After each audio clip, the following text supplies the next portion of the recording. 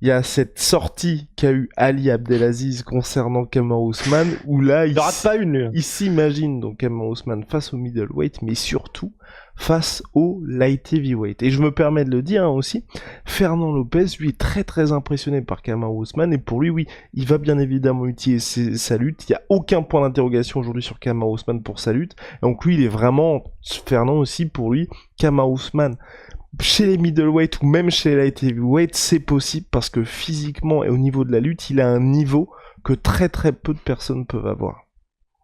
Damn. Ouais. Alors que moi, C'est... clairement, je pense que c'est middleweight, oui, en fonction de l'adversaire. Dans le sens, tu lui mets Marvin Vettori, je pense que c'est très très compliqué. Par contre, tu lui mets quelqu'un comme Israel Adesanya, même si ça n'arrivera jamais, vous le savez. Je pense que là, il y a clairement la place. Ouais, mais par contre, light heavyweight, ça fait quand même un sacré saut. Parce qu'en fait, c'est vrai que j'ai été, du coup, bah pareil, j'ai été poncer le plus de David spécialiste possible sur la question, en fait, de à quel moment est-ce qu'un lutteur en lutte pure, que ce soit en MMA ou en lutte pure, peut battre quelqu'un qui est beaucoup plus massif que lui. Et bah, en fait, c'est vrai que ça paraît naturel et ça paraît normal, mais tous les spécialistes étaient d'accord en fait pour dire que tu as les compétences qui font que même si tu es plus petit, que ce soit en MMA ou que ce soit en lutte, bah évidemment, si tu es beaucoup plus technique, tu peux battre quelqu'un qui est plus gros que toi parce que tu vas te reposer sur réussir à contourner, tu vas te reposer sur du timing, sur de la vitesse, sur de la fluidité dans les transitions, que ne pourra pas suivre quelqu'un qui n'a pas le même niveau technique. Donc, ce que disaient généralement les coachs de lutte que j'ai regardé, c'est en gros, ben, évidemment, quand t'es cité Kamaru Usman, enfin, il disait pas Kamaru Usman, mais il parlait d'un lutteur plus petit contre un plus grand, bah, évidemment, ce qu'il faut éviter à tout prix, c'est d'arriver de front, en fait.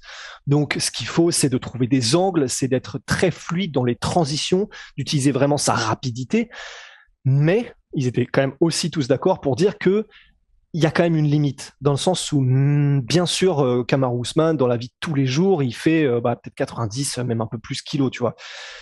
Mais quand tu te retrouves face à un mec comme Jiri Prochaska, certes, il n'a pas du tout le même pédigré en lutte que Kamaru Usman, Jiri, mais il y a un tel différentiel de puissance que on atteint peut-être la limite, en fait. La limite physique du même si le mec a des compétences extraordinaires et bien au-dessus de son adversaire, bah voilà, c'est comme tu fais un sparring en Muay Thai ou en kick avec un mec qui fait 100 kilos et t'en fais 75, tu lui mets un low kick, il te met un low kick, bah il a beau avoir une technique de merde, bah en fait il te cisaille la jambe quand même quoi.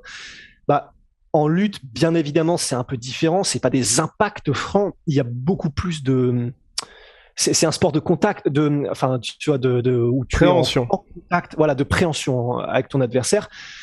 Mais néanmoins, il y a quand même une grosse partie aussi de utiliser sa force de levier, utiliser sa puissance et sa force. Et bah, il y a un moment donné où ça va bloquer quand tu vas te retrouver, tu vois, face à, tu vois, je me souviendrai toujours de ce moment, Jimmy Manua face à Alexander Gustafsson. Manua qui est un monstre physique. Et à un moment donné, tu as Alexander Gustafsson qui veut faire, tu sais, il a mis Manua à quatre pattes. Il est sur lui et en gros, tu sais, il veut tourner pour prendre son dos. Et je me souviendrai toujours, en gros, t'as Manua, il a mis son bras, le truc était imbougeable, et il a ramené à un bras Gustafsson devant, en mode putain, tu vas où toi? Et en gros, bah, c'est vrai que ça, c'est très visuel, et c'est pour ça que j'utilise cet exemple-là.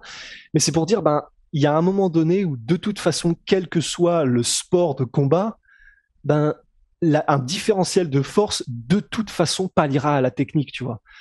Donc, ça peut être, il peut gagner Kamaru Usman et en utilisant vraiment son intelligence de jeu et sa technique pure et sa vitesse.